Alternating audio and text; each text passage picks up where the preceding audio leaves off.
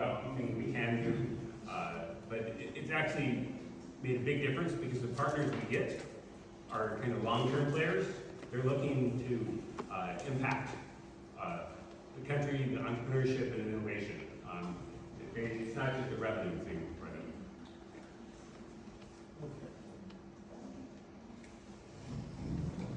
There we go. So, been started in 2015. And so I've been here for 12 years, and please don't ask if I can speak Vietnamese. It's not a good answer. I'm trying, but long ways to go. So we've been focused on building the ecosystem. So as Malene mentioned, we won't be here in 2 years. Or Squishy as it is structured now will not be here as it is. And so we wanted the momentum to stay. We want the capabilities to continue to grow. So that's our focus. Some changes over the last 10 years. So when we started in 2015, it was all exciting to talk about mentoring.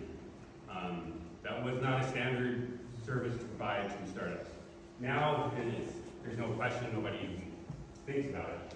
There are a few accelerators, very few domestic VCs, a small founder community, though growing, and the government was still exploring startup policies. Now when we look at it, it's completely different. There's a whole new wave of startups. We were talking about blockchain, Web3. There's established accelerators and new accelerators coming, and they're also becoming venture builders. There's a strong role for the domestic funds.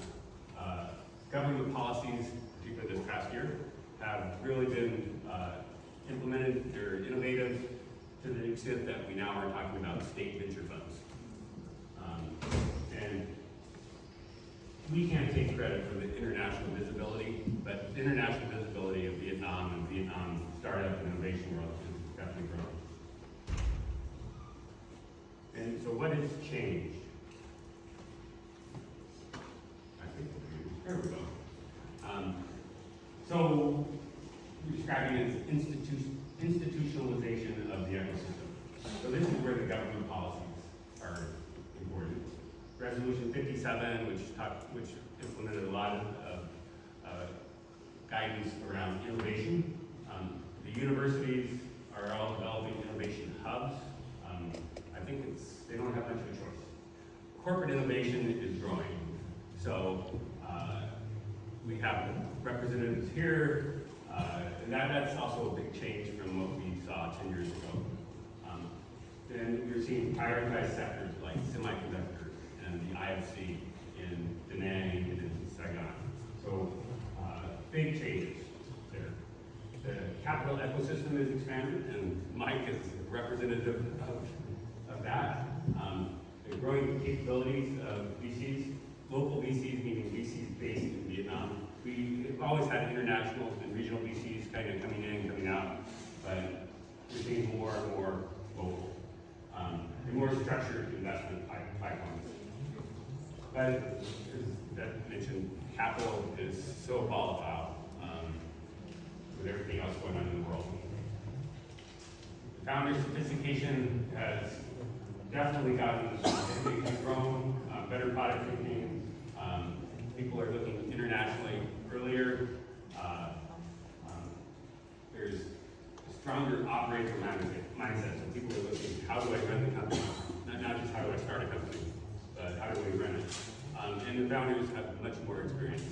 So Link is an example. I think 10 years ago when you were in Dinesh, so Dinesh was an interesting partner. So there's this core group of founders from 10 years ago, and they're still starting companies in Da Nang, which is fun to see. Then, of course, we have to mention AI. So AI is affecting everything, making it do a startup faster, cheaper, maybe better, different anyway. And global integration, which has always been a theme of SwissEP, but we're seeing a lot of that. The company is all about cross-border commerce. We have a lot of diaspora connections, and Mike is sitting right over there, which I guess he qualifies. And so So, and the international accelerator programs in Vietnam. What has not changed? So there's an important role for the ecosystem builders, which mostly the people in this room qualify as ecosystem builders. I mean, you may have an accelerator, or you're running a government program, but effectively you're building an ecosystem. And startups need ecosystem, these organizations, with or without AI, that help bring together the founders, that connect investors, always important, build capabilities or capacity of the founders, that create a trust. So that's why BSSC has always been such an important partner. People trust them, and help translate the policy into practice. And without these groups, the ecosystem kind of goes crazy, fractures. Infrastructure matters, but these sort of like the, IT, Wi-Fi, highway system, but the ecosystem is run on people and organizations. And this is our view of the world, the partner organizations are the connective tissue with all this going forward. And remember, we're gone in 2 years, so it's very important for us that these organizations remain here and doing their job. Recent changes, so the reality check.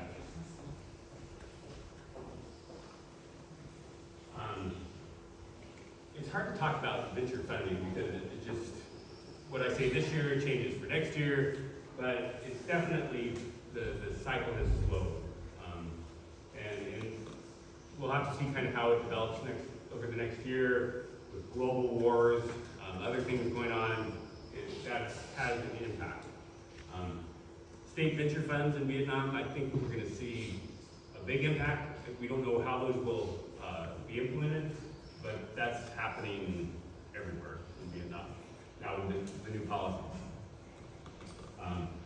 We have to recalibrate growth expectations. So for those of you who've been doing this for 10 years, it was the logarithmic growth where you raise lots of money, you grow fast, you hire a lot of people quickly. That's changed a bit. Now with the investors, but also the difficulty of raising money, startups have to prioritize the revenue and execution. So that's, in our view, that's changed a bit. And then of course we have AI, which was concept 10 years ago, but AI is such a dominating force right now. And then we have the global geopolitical instability, also called wars, called Donald Trump, kind of causing confusion and uncertainty. And founders, we see, are asking different questions. So instead of saying who can fund me, who can invest, they're having to approach it as how do I become profitable? So it sounds a little more SME-ish. So SMEs are not the companies who can go raise many millions of dollars before they even have a product. Unless you're AI, then you might be able to do that. So that's changed, again, what's going on. So we also look at the current environment, sharper execution mindset. You have to think about running the company. So it's less about the hype, it's less about your startup counts or your users, our events, our pitch competitions.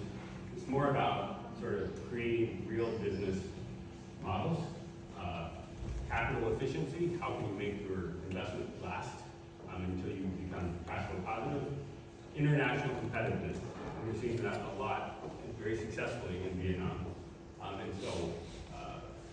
And then also creating, this is one of our main focuses, sustainable ecosystem organizations.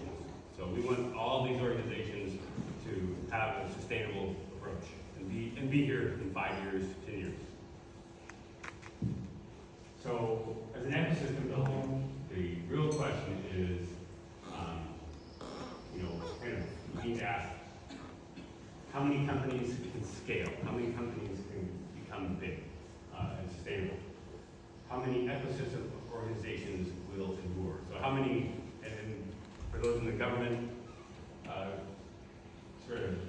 business, how are these ecosystem organizations going to be here in 2 years and 5 years? And how well we can adapt to changing capital and markets. And then where are the exit cases? And that's kind of something Vietnam needs right now. So how many IPOs? How many successful acquisitions? So very important. And actually for too many international investors, when they look at Vietnam, that's the question they ask. They have to make money. So next decade, the reward will not go to the loudest ecosystems, it will reward the most capable ones.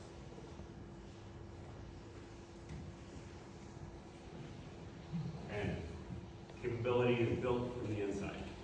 And so if anybody wants a more detailed description of that, talk to Zoom, who can demonstrate with his Rubik's Cube skills how it's done from the inside.